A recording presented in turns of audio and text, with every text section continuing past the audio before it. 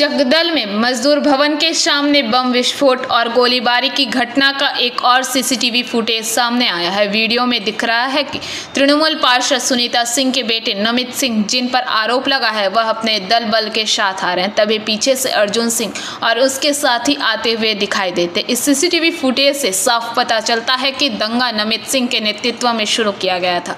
इस संबंध में जगदल विधायक सोमनाथ श्याम ने कहा कि इसमें शामिल लोगों को उचित सजा दी जाएगी। पुनः इस फुटेज में अर्जुन सिंह अपनी टीम के साथ आगे बढ़ते हुए दिखाई दे रहे हैं। अर्जुन सिंह ने कहा कि वह नहीं गए, लेकिन वह भी उस फुटेज में दिख रहा है। पुलिस जांच कर रही है कि कौन दोषी है और कौन निर्दोष है। पुलिस सब कुछ का न्याय करेगी।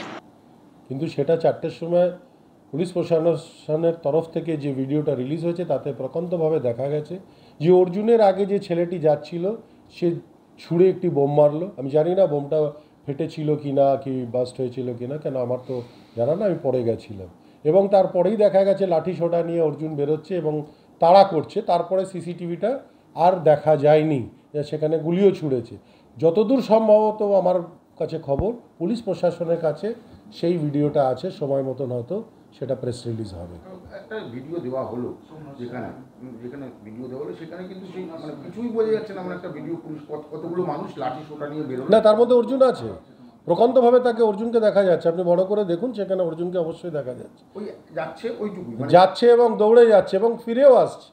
ফিরে আসার ভিডিও হয়তো আপনারা পাননি, কিন্তু ফিরে আসার ভিডিও পাবেন। ভিডিওটা অবশ্যই অসম্পূর্ণ, যেহেতু ওইখান থেকে ডান দিকে ঘুরে যাওয়াতে ব্যাপারটা কেটে গেছে।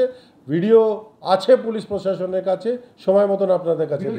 শুভেন্দু অধিকারী বলছেন ভিডিওটা টেম্পারিং করা হয়েছে। ভিডিও শুভেন্দু অধিকারী সারাদিনে যে কটা কথা বলে সেটার মধ্যে কটা সত্য কটা মিথ্যা আমি জানি না। ওনাকে যা বুঝিয়েছেন অর্জুন, সেটা উনি এসে বলে দিলেন। উনি তো এখানকার ঘটনা বা অর্জুনকে চেনেন না।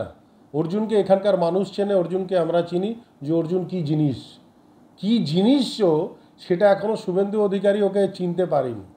শুভেন্দু অধিকারী যখন চিনতে পারবে, তখন 6বার ফোন করার পরে যে চলে এলো অর্জুনকে বাঁচাবার জন্যে, তখন আর অর্জুনকে বাঁচাতে আসবে না। কেন? এই অর্জুন কোনো না কোনো দিন শুভেন্দু অধিকারীর বিরুদ্ধেও লেগে যাবে। কেন? ওর কাজই হচ্ছে যে থালায় খায় সেই থালায় ফুটো করে। এটাই হচ্ছে অর্জুন সিংয়ের ক্যারেক্টার। মুখ্যমন্ত্রী মমতা বন্দ্যোপাধ্যায়ের নির্দেশে তার বিরুদ্ধে ষড়যন্ত্র করছে বলে অভিযোগ শুভেন্দু অধিকারী। মার্ডার করার ষড়যন্ত্র। এসব কথা কোথায় নেত্রী, কোথায় এসব কথা, কোথায় অর্জুন? কাহা রাজা ভোজ, কাহা গঙ্গু তেলি, এইসব কথা কেউ বলে? শুভেন্দুর বোঝাচ্ছে, ও বুঝছে। ওরা চোরটা ক্রিমিনাল অর্জুন, যে তোলাবাজি করে, যে ব্যাংকের টাকা লুট করেছে, পৌরসভার টাকা লুট করেছে, যে কানকাটা, যার কোনো লজ্জা নেই। কানকাটা মানে বাংলায় বলে যার কোনো লজ্জা নেই। ওর তো কোনো লজ্জা নেই। ওর জামাই 4 কোটি টাকা নিয়ে বসে আছে, বারংবার ওকে নোটিশ দেওয়া হচ্ছে, সব কিছু, খালি হাইকোর্টের থেকে কবজ নিয়ে আসছে, অ্যারেস্ট হবে না, অমুক হবে না। লজ্জা নেই কানকাটা। তো এদের নিয়ে কোনো কথা বলে কোনো লাভ নেই। আর ওই ভগবান তুল্য আমার নেত্রীর কথা যখন বলে, তখন এরা ভুলে যায় যে কার সঙ্গে কার তুলনা করছে, আবার কার কথা বলছে। হাইকোর্টে দ্বারস্থ হচ্ছে প্রাক্তন সাংসদ, যে তার উপরে যে মামলা করা হয়েছে, খুনের চেষ্টার মামলা। Bureau report, PBTV news.